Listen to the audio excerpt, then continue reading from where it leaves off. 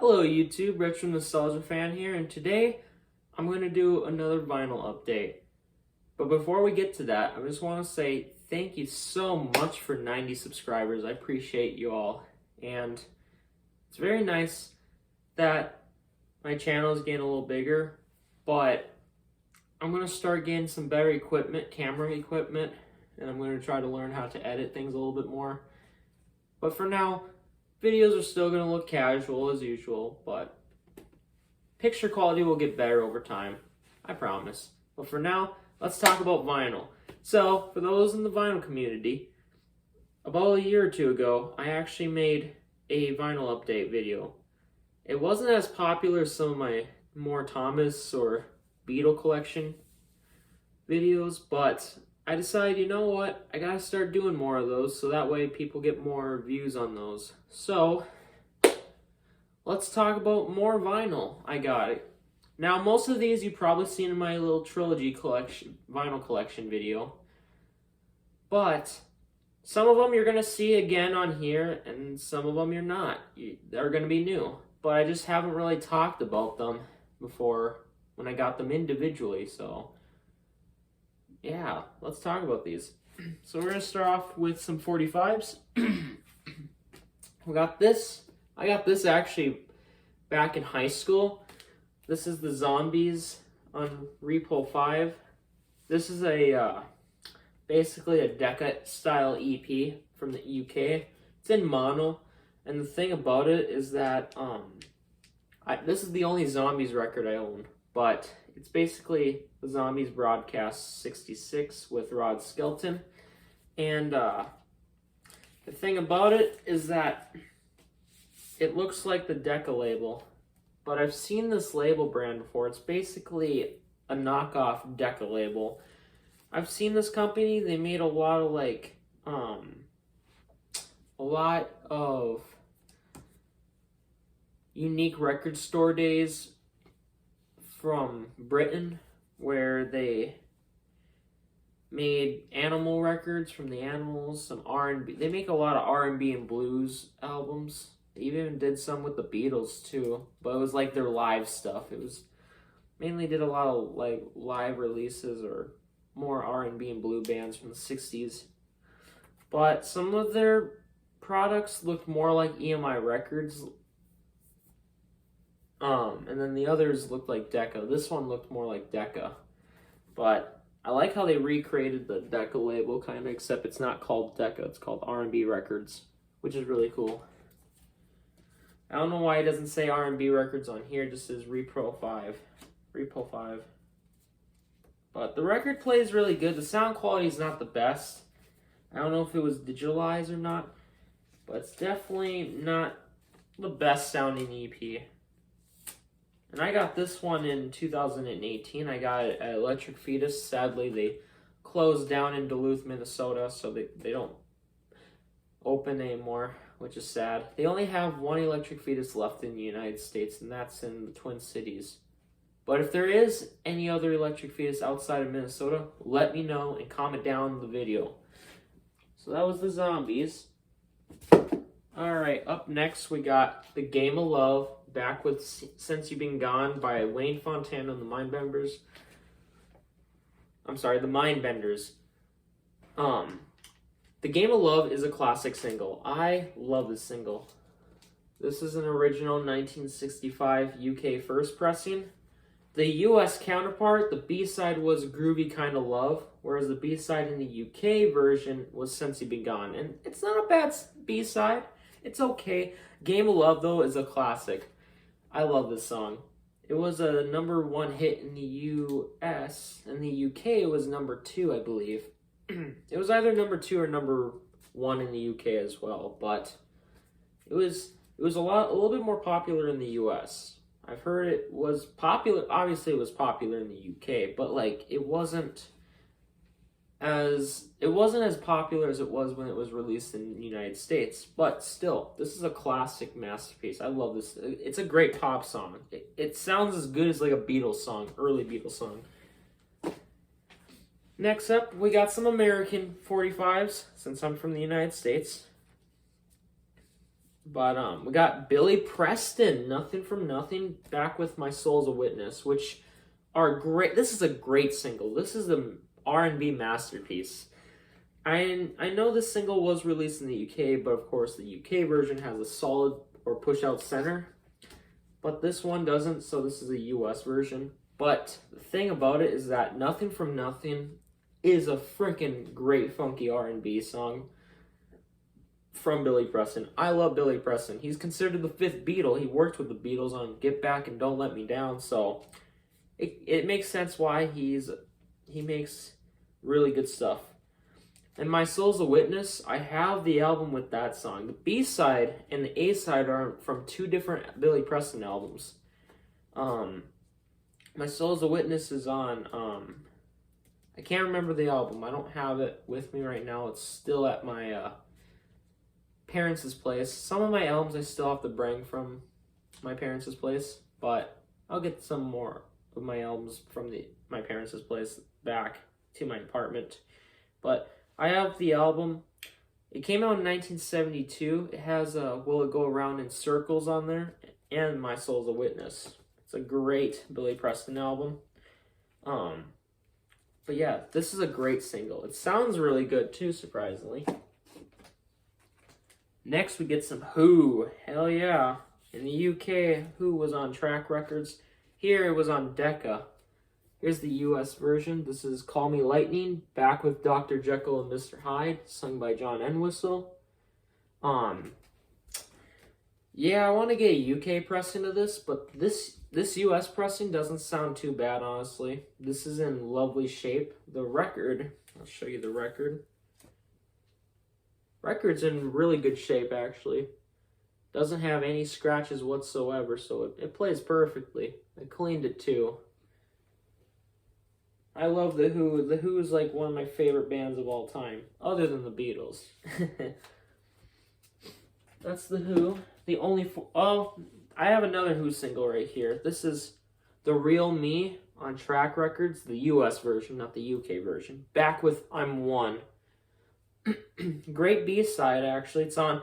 Both of these songs are from Quadrophenia, though I think I'm One is actually more as a single-only song. Now looking at it, yeah, actually, yeah, the Real Me was on Quadrophenia. I'm One, I think it was also on Quadrophenia. Can't think of it on top of my head. I haven't heard Quadrophenia for 5 months now. This one is actually one of my first ever 45s I've ever owned, ever since I was 11 or 12 years old. And this is the first 45 I've ever owned. Actually, I was 11. This is Spill the Wine by Eric Burdon and War. Back with Magic Mountain. I love this single. This is a great single. Came out in the UK as well, but this single is one of my favorite singles from War. Again, Eric Burdon from The Animals kicks ass on the vocals here. His voice has raw energy, and I love it. And it's the first single I ever owned. It's in great shape, too. I took really good care of it, even when I was 11. Alright, next up is Electric Light Orchestra, Telephone Line.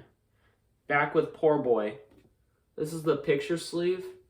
I love Telephone Line. This is one of my favorite ELO songs. The beginning riff, the beginning lyrics are so emotional. I love how Jeff sings the beginning of this one. Jeff Lynne, he sings beautifully. It gets where it has motion and energy in it. But yeah, Telephone Line, this is the United Artists pressing. It's a first pressing, the first US pressing. And back with Poor Boy. This one's sound quality is not as good. This one doesn't sound as good as the other singles I brought up. Doesn't have the best sound quality. That's with most singles, honestly. But the song is great, though. Speaking of Wayne Fontana and the Mindbenders, here is a US single with Groovy Kinda Love. Ironically, even though I said it was the B-side on the US single, it also had it had another single with the same song on there. I'm like, what the heck? That's weird. But yeah, Groovy Kind of Love. Back with Love Is Good. Love Is Good. Too corny. Like Wayne Fontana and the Mindbenders. I only liked 4 songs from them. Since You've Been Gone, The Game of Love is my favorite. It's everyone's favorite Wayne Fontana and Mindbender song. Groovy Kind of Love is not bad. That one's charming. It's a little sweet, corny song. And then the other one I really liked was their cover of That's a really good song. The original is a classic by Major Lance, but the Fontana, Wayne Fontana and the Mindbenders version is really more acoustic, which I like. It sounds really good. Alright, we got some Elton John here. I got 2 Elton John singles. We got Honky Cat back with Slave. This is a US first pressing. This one, again, just like Telephone Line, not in the best condition. And not the best sound quality either. But this one is a fun single. It's a great single. This one is a fun single. By Uni Records. Alright, next up is another Elton John. This one sounds really good. The sound quality on this one sounds lovely. This is Club at the End of the Street, back with Sacrifice. Sacrifice, this is the original company sleeve too, by the way. But Sacrifice is not a bad single. Like, it's not a bad B-side, but Club at the End of the Street is such a good song. It's such a catchy 80s song. Can't believe it's from 1984. Well, maybe not 1984. I don't remember, but it's an 80s song. I just know that. It's a really good 80s song, we'll just say that. It's one of my favorite Elton John's 80s songs. And then I'm Still Standing is a classic. That's everyone's favorite 80s Elton John hit. But Club at the End of the Streets is another great 80s song. His voice still sounds good.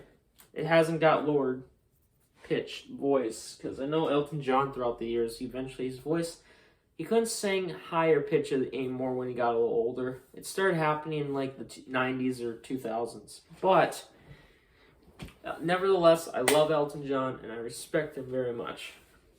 It's amazing him and his husband has a kid now. And he's really focused on taking care of his kid, so that makes me happy for him. I'm happy for him and his husband. But next on, we're going to talk about Beach Boys. This is the only Beach Boys 45 I have, and this is Shut Down, back with Surfin' USA. Surfin' USA is actually the A-side, and Shut Down's the B-side, but this is probably a 1989 reissue. It's a reissue. It's a super oldie single. This one's sound quality is not that good. No surprise. It's in good shape. I don't see I don't see any scratches on it or severe scratches. But the single's it's not one of the strongest. I mean, Surfin' USA is great, but Shut Down, it's okay. It's not as good as 409 in my opinion. Alright. Surfin' USA. Next up is a 2015 Record Store Day reissue. This came out in the UK, Canada, and United States.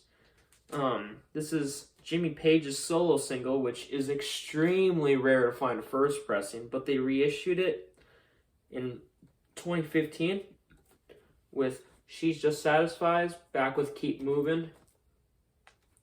Is actually a really good single. I'm surprised this didn't sell well back in the 60s. Like, this is a good single. Like, Jimmy Page from Led Zeppelin and the Yardbirds.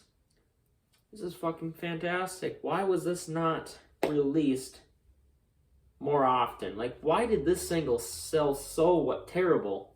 It's sad, because I actually love this single. It had a more psychedelic garage rock sound, which I love. Came out in 1965. She Just Satisfies is a fantastic song. And then Keep Moving is there's no lyrics on it, but the instrumentation's really catchy. It's groovy. Has a little tinge of like garage hard rock, which I love. Jimmy Page is his guitar performances were like ahead of its time. So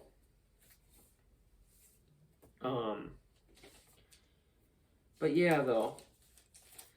But the next single I got right here. Give me just a second. Alright. Pretty Flamingo. This is a great Man for Man song. The B-sides, You're Still Standing. This is an original first pressing from 1966 when Paul Jones was still with Man for Man, right before he was replaced with another singer. I can't remember the second singer's name, but if you know, leave me in the comments down below this video. But yeah, this is a really... The A side is fabulous, but You're Still Standing By. I mean, You're Standing By. It's not really a good B side. It's not that good. I know some Man for Man fans think some of their songs are hit or miss, especially the B side. All right, next up is another original first pressing is Do-Wah Diddy Diddy. Classic. I love this single. This was a popular single in all English countries. And the B-side was What You Gonna Do. I'm not a big fan of this one. I like the organ. I like the little organ Man for Man played. And as well as the instrumentations is more jazzy, but I'm not a big fan of Paul Jones's voice on What You Gonna Do. It sounds a little raspy, obnoxious. But I still like Man for Man. It's just some songs, Paul Jones, some of his vocals aren't the greatest in some songs. But anyway, next 45 is Hall & Oates, Maneater, back with Delayed Reaction. This one sounds really good. The sound quality on this one on RCA Records is fabulous. This one is in really good condition. Maneater is one of the first, well, it's not the first, it's the second Hall & Oates song I've ever heard, but the first song I've heard is You're Making My Dreams Come True. That's the first song I've ever heard from Hall & Oates, which, what I want, you got to find to do, lay burn flame the candle. I might have messed up a little bit of the lyrics, but that was the first song I've heard.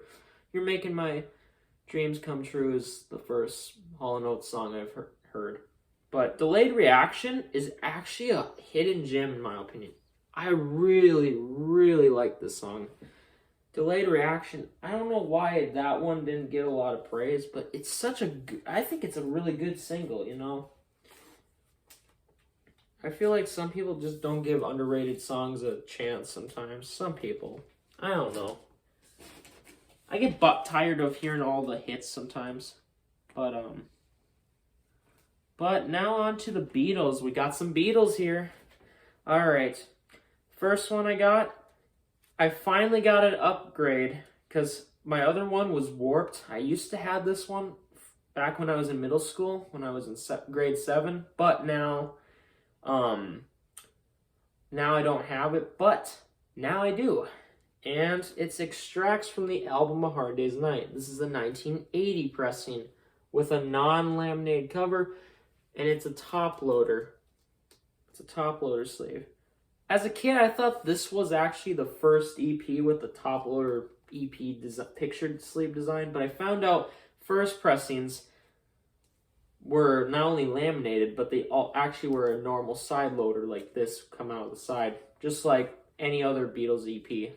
But this one came out of the top for some reason. I don't know why EMI decided to do that in the 70s. And I found out there was different sleeve variations. The first pressings came with as a normal side loader, typical UK EP, or most EPs in general. And then in the 70s, mid-70s, they made it a laminated top loader, like this one's a top loader, but it's not laminated. And then in 1980 to 1981, when the EP box set, which I have, came with this EP, and all the sleeves were not laminated. However, this one was a top loader still. But this one's in near mint shape. It plays flawless. It's a late 70s pressing. It's like a 1977, 1978 pressing. It's a good pressing. It actually sounds really nice. Good sound quality. I also got a first pressing of this EP, which I'll make another vinyls update haul when I get some more vinyl. I actually got some more records to show. Alright, next up is another EP. This one, now these ones I have, but I wanted to get more original pressings. This is a UK second pressing of Beatles for Sale #2 with a laminated EP cover. This is in beautiful shape. The one I showed you in my E45 collection was a third pressing. Some of these had third pressings in the 70s. This is a 1969 second pressing, a true second pressing. It plays flawless. It's in near mint shape. I'm very proud because this EP, and I got this for only $22. Like, I've seen second pressings go for bloody $100 to $110. This exact same pressing, and it's a 1969 pressing. But yeah, next up I got is Nowhere Man. This one is another one worth a lot of money, but I got this one for $15 from a bidding on eBay. This is a second pressing, not a first pressing, but the jacket is laminated once again. Beautiful shape. The front here is a little curved. It has curved up a little bit, which is annoying. But here's the record. It's a second pressing as well from 1969. Some of these EPs had 1969 pressings.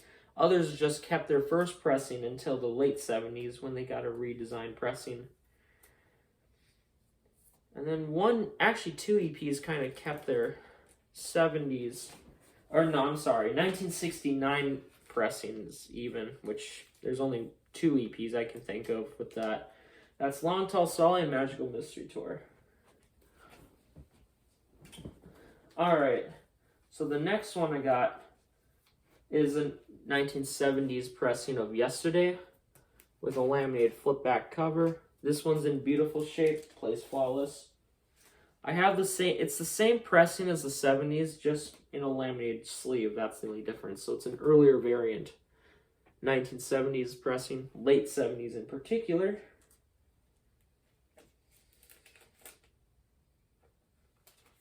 So that's that.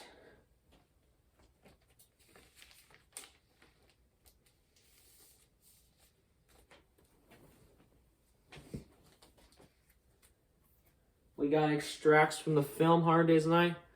This one, I've showed you this one before. This one's actually the same copy that I showed you in my EPs collection. The only difference is that the cover is actually not laminated. I'm sorry, this one is laminated. As you can tell right there, this one's laminated. Laminated flip backs. I just replaced the sleeve. The sleeve on this record, it's the same pressing. However, even though it's a 1970s pressing, I did not like the non-laminated covers. I wish they kept the laminated covers, so I replaced the jacket with a laminated sleeve. That's the only difference with this copy. It's the exact same copy that I had as a child that I got when I was in middle school. It's just that I replaced the jacket with a laminated jacket. So that's the nice part.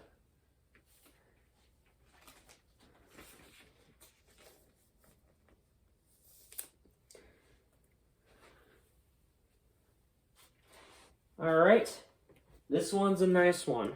This is a first pressing of Long Tall Sally. This is a UK first pressing. It's in not bad shape. It's in lovely shape.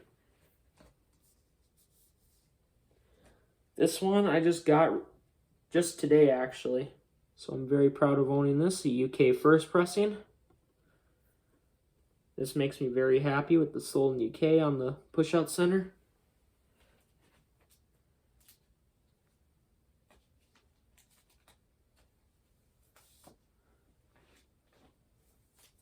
And I got another one coming in the mail.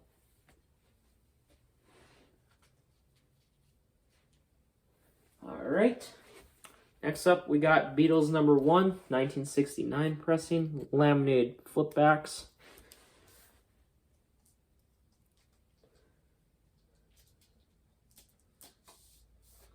Here's the record, made in Great Britain. Under the word Beatles, it says made in Great Britain underneath.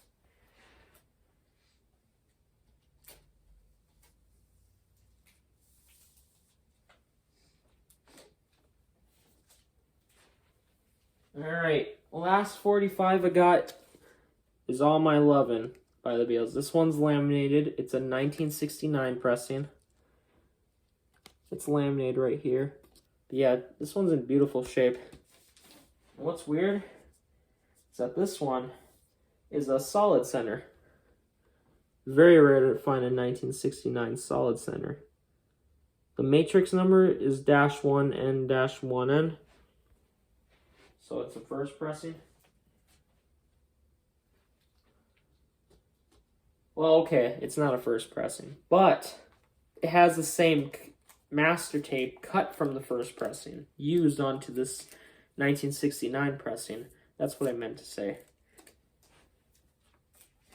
And that concludes all of my 45 vinyl update for my 45s. I hope you enjoyed this video, and you take care. Thank you, and bye-bye.